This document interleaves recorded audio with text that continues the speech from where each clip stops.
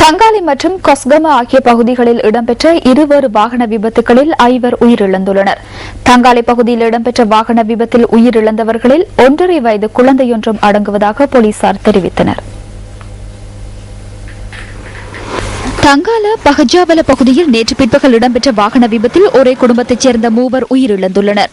முச்சக்கர வண்டியொன்றும் அம்பிலிப்பிட்டி டிப்போவுக்கு சொந்தமான பஸ் ஒன்று மோதுண்டதனாலேயே இந்த விபத்து நேர்ந்துள்ளதாக போலீசார் தெரிவித்தனர். இந்த விபத்தில் முச்சக்கர வண்டி சாரதியின் தாய், மனைவி மற்றும் 1.5 வயது குழந்தை ஆகியோரை உயிரிழந்துள்ளனர்.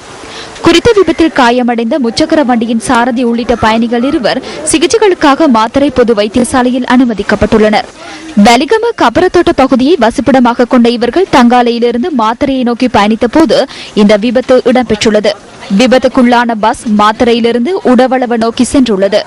முச்சக்கர வண்டி சாரதியால் வேகத்தை கட்டுப்படுத்த முடியாத காரணத்தினாலேயே இந்த விபத்து நேர்ந்துள்ளதாக போலீசார் தெரிவிக்கின்றனர். இதேவேளை அவிசாவளை கொழும்பு பிரதான வீதியின் கொஸ்கம சுதுவெல்ல பகுதியில் நேற்றிரவு 9 மணியளவில் இடம்பெற்ற மற்றொரு வாகன விபத்தில் பெண்கள் 2 உயிரிழந்துள்ளனர்.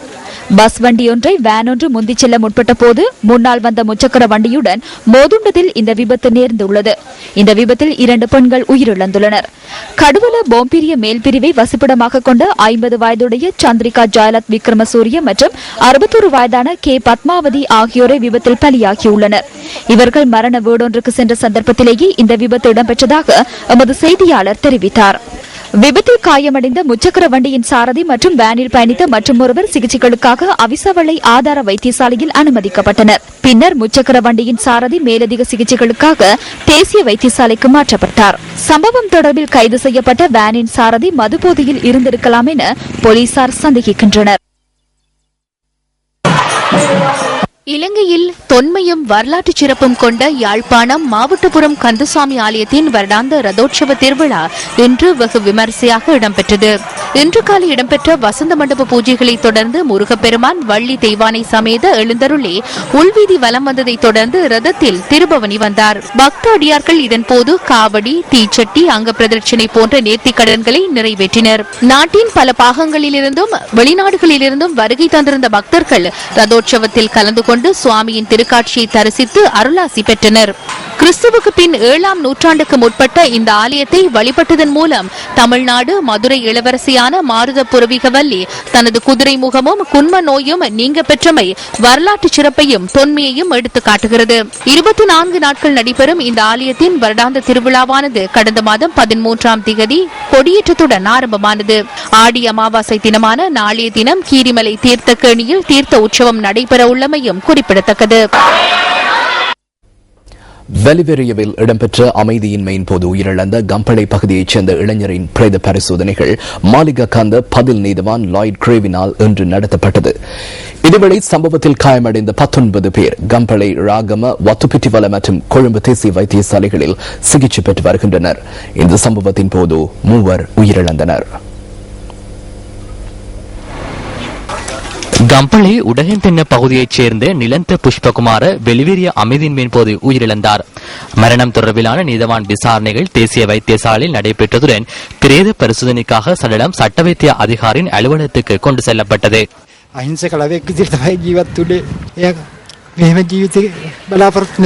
எதிர்பாராத விதமாக அவருக்கு இந்த நிலைமை ஏற்பட்டது. அவர் எவருக்கும் அநியாயம் செய்யவில்லை. නැතිව ගන්න අපිට කියන්න බැරි තරම් වේදනාවයි. මම ජීවත් වෙන්නේ කොහොමද ළමයි නැතුව? අපි වැදලා අවුරුදු 2යි එච්චර කාලයක් නැහැ ජීවිතේ පටන් ගත්ත විතරමයි. මට පොඩි බබෙක් ඉන්න අවුරුදු 2කමාරක நாம் திருமணம் செய்து 2 வருடங்களே ஆகின்றன. வாழ்க்கையை ஆரம்பித்து சிறிது காலத்திலேயே இந்த நிலைமை ஏற்பட்டுள்ளது. எமக்கு 1.5 வயதான குழந்தை ஒன்று உள்ளது. பள்ளி எங்கிலா இன்னும் கேளா මං ඊට පස්සේ අපේට දායටතර කෝල් කරවලු මොනගේ රිස්කේ අය ගත්තනේ. இந்த சம்பவத்தில் உயிரிழந்த 19 வயதான ரவிஷான் பெரேராவின் பூதவுடல் தற்போது உறவினரிடம் ஒப்படைக்கப்பட்டுள்ளது. உடகம்புல புனித பேதுருவானவர் வித்தியாலயத்தில் கல்வி பயின்ற இவர் இம்முறை உயர்தர பரீட்சையில் தோற்றிருந்தார். கட்டுநாயக்க சுதந்திர வர்த்தக வலய ஊழியர்கள் மேற்கொண்ட ஆர்ப்பாட்டத்தின் போது உயிரிழந்த ரொஷான் சாணக்கவின் சகோதரரும் ரவிஷானுக்கு இறுதி அஞ்சலி செலுத்த வந்திருந்தார். அந்த சம்பவத்தின் பொழுது எனது தம்பியான ரொஷன் சாணக்க கொலை செய்யப்பட்டார். இங்கும் அதே நிலைமையே ஏற்பட்டுள்ளது. எமது பாடசாலையின் ஒரு சகோதரர், மக்கள் இங்கு நீரையே கேட்டனர், சம்பளத்தை அதிகரிக்குமாறு கூறவில்லை, பொருட்களின் விலைகளை குறைக்குமாறு கூறவில்லை. தமது அடிப்படை தேவைக்காக போராடும் போது இவ்வாறு தாக்குதல் மேற்கொள்ளப்படுமாயின் ஏனைய மனித உரிமைகள் தொடர்பில் என்ன பேச வேண்டும்? எமது சம்பவத்துக்கு இன்னும் நியாயம் கிடைக்கவில்லை. எனது சகோதரர் கொலை செய்யப்பட்டு 2 வருடங்களும் 2 மாதங்களும் 4 நாட்களும் ஆகின்றன. எந்த நியாயமும் கிடைக்கவில்லை. எனவே நாம் எவ்வாறு இந்த நாட்டில் சுதந்திரமாக வாழ்வது? இதுவேளை ரத்துபாஸ்வல குடிநீர் பிரச்சினை மற்றும் அந்த பிரதேசத்தில் ஏற்பட்ட அமைதியின்மை தொடர்பில் இலங்கை மனித உரிமை ஆணைக்குழு விசாரணைகளை ஆரம்பித்துள்ளது. தேசிய நீர்வளங்கள் மற்றும் வடிகாலமைப்பு சபை, போலீசார், மாவட்ட செயலாளர் மற்றும் பிரதேச செயலாளர்கள் ஆகியோர் மனித உரிமை ஆணைக்குழுவிற்கு இன்று அழைக்கப்பட்டிருந்தனர்.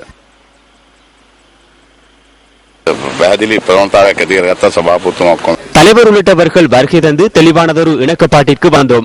குறிப்பிட்ட நிறுவனங்களுடன் கலந்துரையாடி இனிமேல் இவ்வாறான சம்பவங்கள் இடம்பெறாதிருக்க எவ்வாறான நடவடிக்கைகளை முன்னெடுக்க வேண்டும். அதேபோல் குறிப்பிட்ட சம்பவம் தொடர்பிலான அறிக்கையை மிக விரைவில் கொண்டு வந்து அது தொடர்பில் புறம்பாக ஒரு விசாரணை முன்னெடுக்கப்படும் என தெரிவித்தனர். இந்த தொழிற்சாலையின் செயற்பாடுகளினாலா இந்த பிரதேசத்தின் நீர் மாசடைந்தது என முதலில் தீர்மானிக்க வேண்டும். அது தொடர்பிலே பாதுகாப்பு செயலாளர் நேரடியாக முடிவொன்றை கூறினார். அதற்கு காரணம் இந்த தொழிற்சாலை என்று தீர்மானிக்கப்படுமாயின் உரிய நடவடிக்கை எடுக்கப்படும். மக்கள் தற்போது அமைதியாக உள்ளனர். எனினும் கவலைக்குரிய ஒரு விடயம் நடைபெற்றது. இது குறித்து விசாரணைகளை மேற்கொள்வதாக போலீஸ் மா அதிபரும் ராணுவ தளபதியும் கூறியுள்ளனர். 2 அரசு நிறுவனங்களை தவிர ஏனைய அனைத்து நிறுவனங்களும் வந்திருந்தன. 2 கட்டமாக விடயங்கள் ஆராயப்பட்டன. நீரில் அமிலத்தின் செறிவு அதிகரித்துள்ளமை தொடர்பில் கலந்துரையாடப்பட்டது. அதேபோன்று அங்கு இடம்பெற்ற ஆர்ப்பாட்டங்களின் போது நிறுவனங்கள் செயற்பட்ட விதம் தொடர்பிலும் ஆராயப்பட்டது. போலீசார், ராணுவத்தினர் உள்ளிட்ட பல நிறுவனங்களின் அதிகாரிகள் இதில் கலந்து கொண்டிருந்தனர். போலீசார் கடமையை நிறைவேற்றும் போது ராணுவத்தினரை ஈடுபடுத்தியமை தொடர்பில் ஊடகவியலாளர்கள் இதன் போது கேள்வி எழுப்பினர். அது தொடர்பில் நாம் ஆராய்கின்றோம். குறிப்பாக அவர்களது அறிக்கை இன்னும் 2 வாரங்களில் கிடைக்க உள்ளது.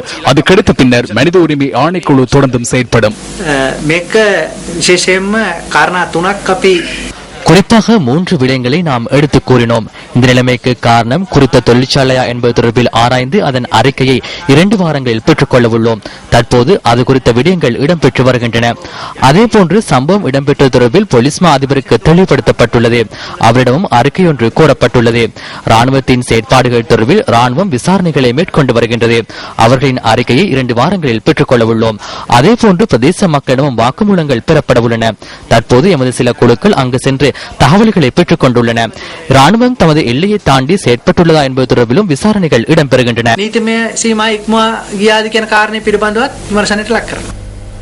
ரத்துபாஸ்வல அமைதியின்மை தொடர்பில் பல்வேறு தரப்பினரும் கருத்து தெரிவித்தனர்.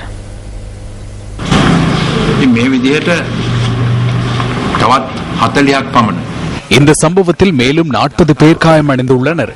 நாங்கள் இவர்களை பார்வையிடுவதற்காக சென்றோம். கிள்ளி எறியக்கூடிய விடயத்திற்கு கோடரியை பாவிப்பதனை போன்ற விடயம் என்றே இதனை கூற வேண்டும். நாட்டு மக்கள் எதிர்பார்க்கின்ற மனிதாபிமான கோரிக்கைகளுக்கு தற்போது ரவையை கொண்டு பதிலளிக்க உத்தரவிட்டது யார் என அறிந்து கொள்ள வேண்டும். இந்த உத்தரவை யார் நடைமுறைப்படுத்தியது? இந்த இடத்தில் இவ்வாறு செயற்பட்டவர்கள் பொறுப்பு கூற வேண்டும்.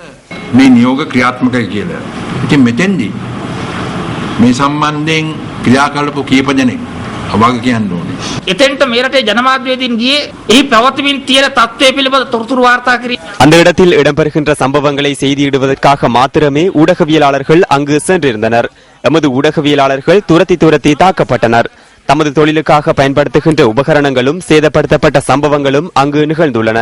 இந்த கொலை சம்பவங்கள், தாக்குதல்கள் என்பவற்றை ஊடக அமைப்பு என்ற ரீதியில் நாம் வன்மையாக கண்டிக்கின்றோம். இந்த நாட்டில் உள்ள சாதாரண பொதுமக்கள் மீது தாக்குதல் மேற்கொள்வதற்காக ராணுவத்தினருக்கு உத்தரவை பிறப்பித்தது யார் என்பதை இந்த நாட்டு ஆட்சியாளர்கள் மக்களுக்கு தெரிவிக்க வேண்டும். ஜனநாயக நாடுகளில் இவ்வாறான சம்பவங்கள் இடம்பெற மாட்டாது. கொலைகள், ஊடகவியலாளர்கள் மீதான தாக்குதல்கள் என்பவற்றுடன் தொடர்புடையவர்களை சட்டத்தின் முன் நிறுத்தி தண்டனை வழங்க அரசாங்கம் நடவடிக்கை எடுக்க வேண்டும்.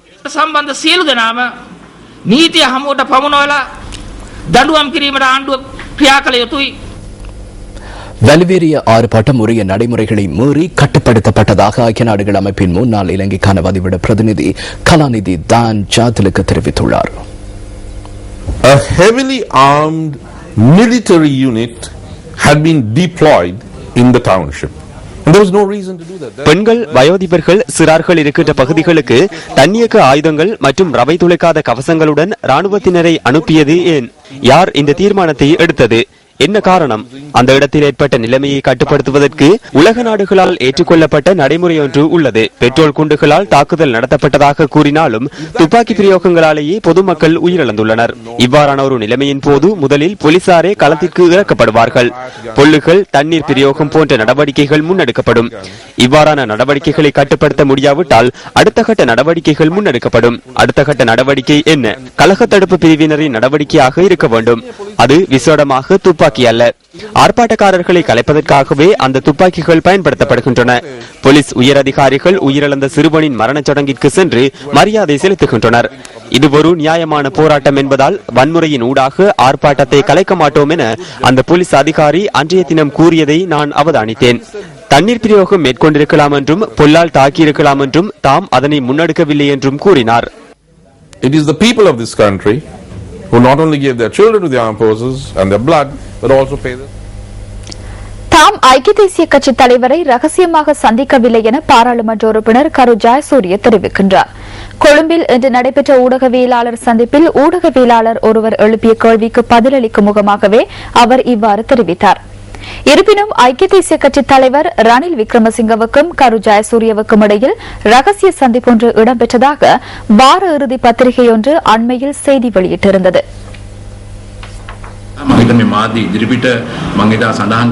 கட்சியில் ஒற்றுமை ஏற்பட வேண்டும். கட்சியில் ஒற்றுமை ஏற்படுவதற்கு கட்சியில் இருக்கின்ற அனைத்து பிரிவையும் ஒன்று சேர்க்க வேண்டும் என்று நான் ஊடகங்களுக்கு தெரிவித்தேன். கட்சியில் உள்ள அனைத்து பிரிவுகளையும் ஒன்று சேர்க்கும் போது பொது எதிர்க்கட்சி ஒன்றை உருவாக்க முடியும். அதற்காக செயற்படுவதற்கு கட்சி தலைவரை சிறியதொரு நேரம் மாத்திரமே சந்தித்தேன்.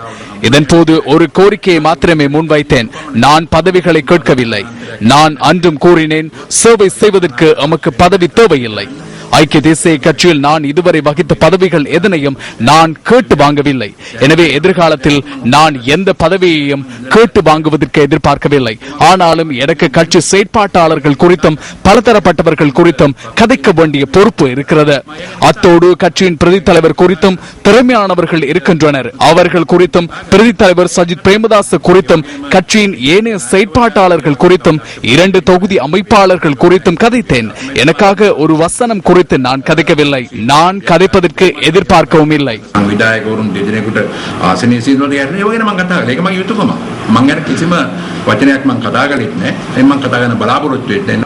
நீங்கள் ரகசியமாக சந்தித்ததாக சண்டே டைம் செய்தி வெளியிட்டிருந்தது. ரகசியமாக சந்திக்கவில்லை, விகாரையில் சந்தித்தேன். இன்னும் ஒரு விடயம் இருக்கின்றது. சில சந்தர்ப்பங்களில் சஜித் பிரேமதாஸ் கட்சி பதவிகளில் இருந்து ஒதுக்கப்பட்டார். கட்சியில் அனைவரையும் ஒன்றிணைத்துக் கொண்டு முன்னோக்கி செல்ல வேண்டும் என்று நீங்கள் கடந்த வெள்ளிக்கிழமை கூறினீர்கள். ஆனாலும் யாருக்கும் தெரியாமல் நீங்கள் கட்சி தலைவரை சந்தித்திருக்கின்றீர்கள்.